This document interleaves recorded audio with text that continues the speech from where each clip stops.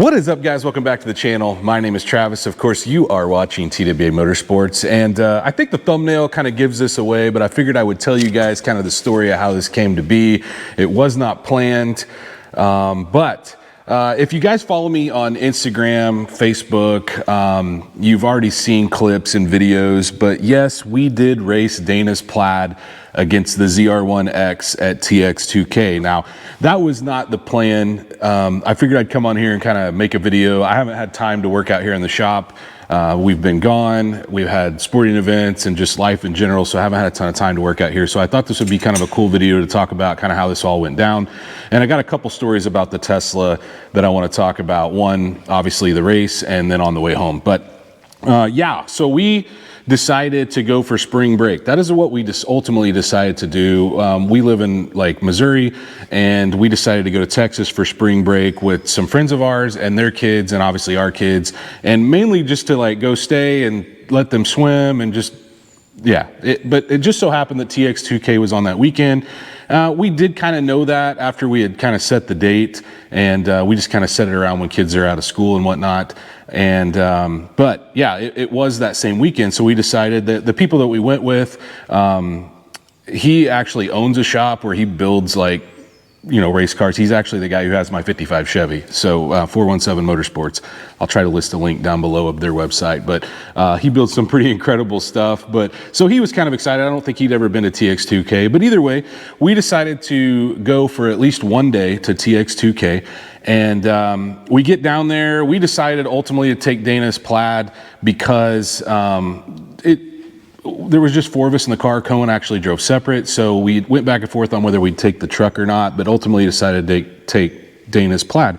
And if you guys have ever been on a road trip in a Tesla, it's kind of a pain because you do have to stop and charge more often than you would have to get gas, but it charges really quick. These newer Teslas charge, you know, 5-10 minutes on a charger and you're good to go another 200 and so miles. So anyway, we go Saturday to the track, and I knew the ZR1X was going to be there racing a Plaid. It was something I kind of wanted to see.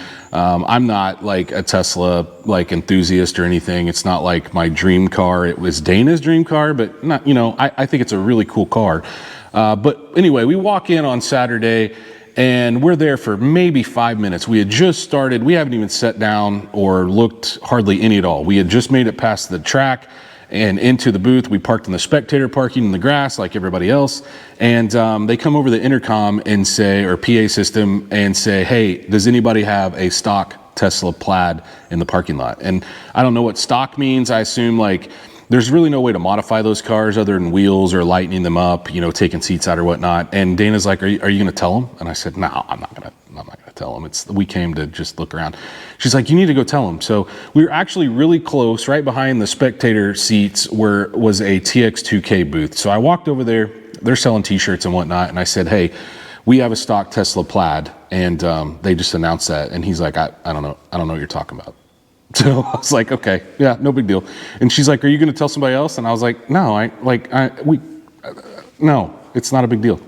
So she decides to go up and talk to Peter, who runs the event.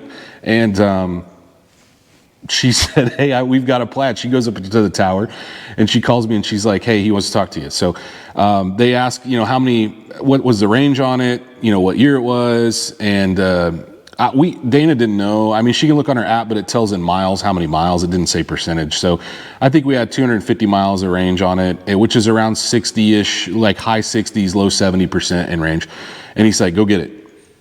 So he calls me and talks me into, from the spectator parking, how to get into the gate and get back in the back, which we didn't pay for those passes. So, you know, I said, well, look, I had him on the phone. I said, you want to talk to Peter? And but anyway, they've ultimately let me in.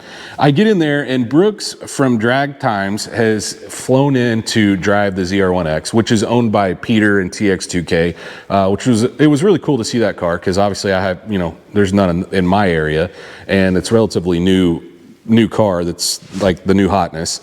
And so it's sitting there. There's two other Plaids sitting there, and I knew they were going to have this event where they were going to run the Demon versus the ZR1X and a Plaid versus ZR1X, and then they were going to try to set or at least back up GM's time.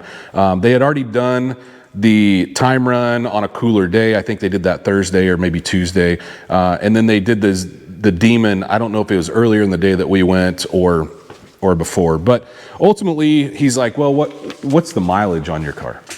And I thought Dana's car was around 20,000 miles on her car. We bought it with decently low miles. And he's like, well, what's your charge? And I said, I don't know, I've got it set in miles. So we flipped it over to charge, and it was like 69 or 68%, something like that. He's like, well, this other one's at 60, and he went to charge, and so we may just go with that one. I said, okay, so you don't need it? And he's like, well, look, the charger's only like 10 minutes away, 15 minutes away. If you want to go charge it, I'm not going to tell you what to do, but if you want to go charge it, he's like, yeah, we may use it. And I said, well, is the other guy for sure coming back? And he said, he says he is, and we've already ran it once. So I said, well, look, I'm going to be here, so it's not a big deal. With the self-driving in those cars, I could just set it to the charger and it'll drive me there. So, and it's hot. I don't do well in the sun anyway. So I said, well, I'll go charge it. It's not a big deal. So I left there, drove to the Buc-ee's, which was like, I don't know, 15 minutes away, put it on the charger. And while I'm at the charger, there is another Tesla Plaid beside me. And so I got out. Obviously, I got some time while it charges, and I walk over, and sure enough, it's the guy who's charging to come back. Well, I told him that they wanted another one for a backup, and I may be completely wrong here, but it seemed like it upset him that they wanted another option, and so he decided to leave at 91%. Well, it probably takes 5 or 6% to get back to the track, so he's going to arrive in the 80s, and Brooks wanted one with closer to 100. So I called my son, Cohen, and I said, hey, look, if Brooks wants to wait, I will sit here until this thing's at 100%, which if you've ever charged a Tesla to 100%, it takes some time. From like that 95% to that 100% is way longer than from like the 60s to the 95. It takes a really long time. So he said, yeah, do it. So I waited till that thing got to 100%.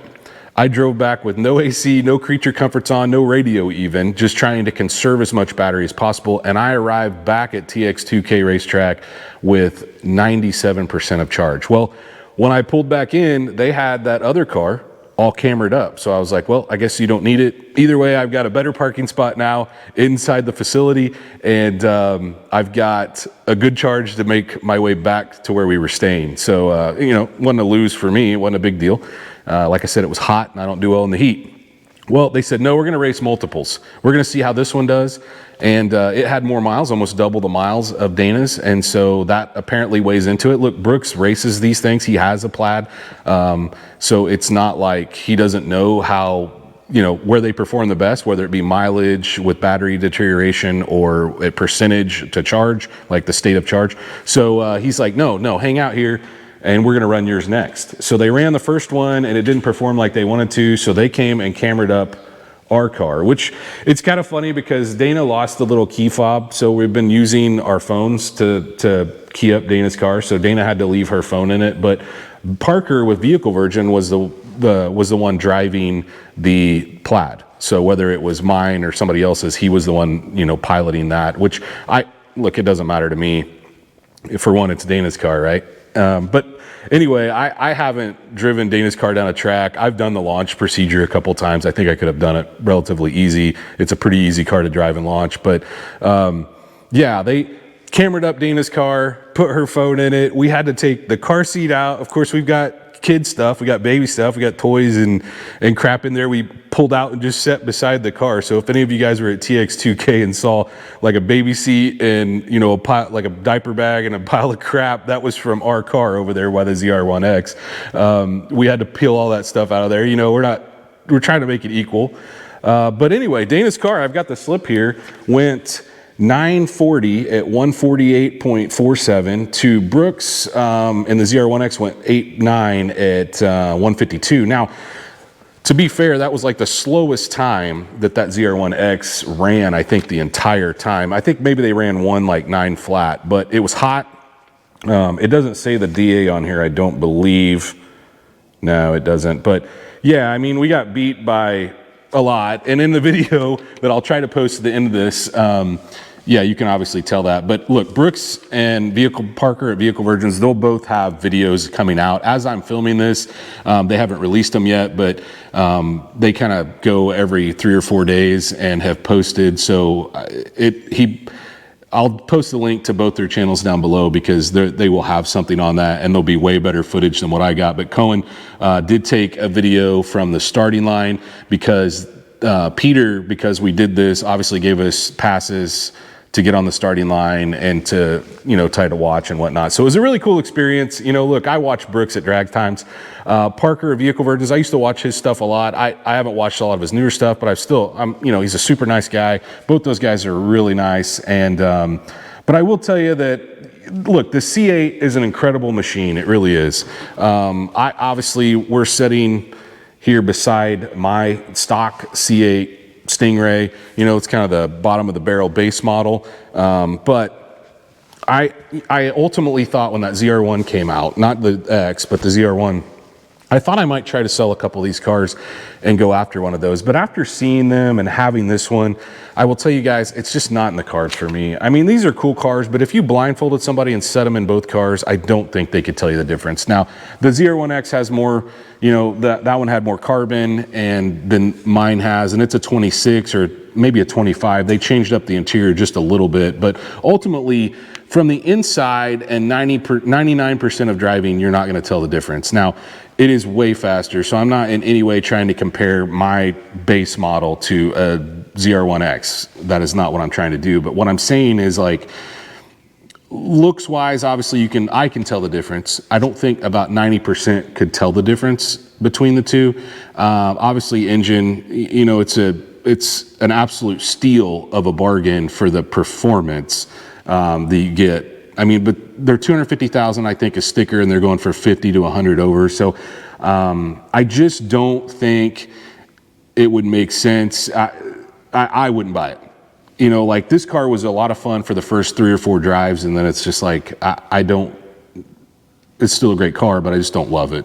I would much rather have a manual transmission car, even though majority of our stuff's automatic. I think the manual transmission just makes it more fun to drive, and it's not like a car they're making very few of. I think they're just going to pump them out as quick as they can. There's a billion C8s on the road already, and so to me, I like stuff that's a little more rare, and more like, you know, the GTO, you don't see a ton of those. The Trans Am, obviously, the old stuff. I just like some of this older stuff, and it's just more fun to me. But anyway, like I said, it was a really cool experience. But on the way home, you guys know when you're on a trip and you're driving home, it's like, I just want to get home. So we had charged, we stopped in Tulsa.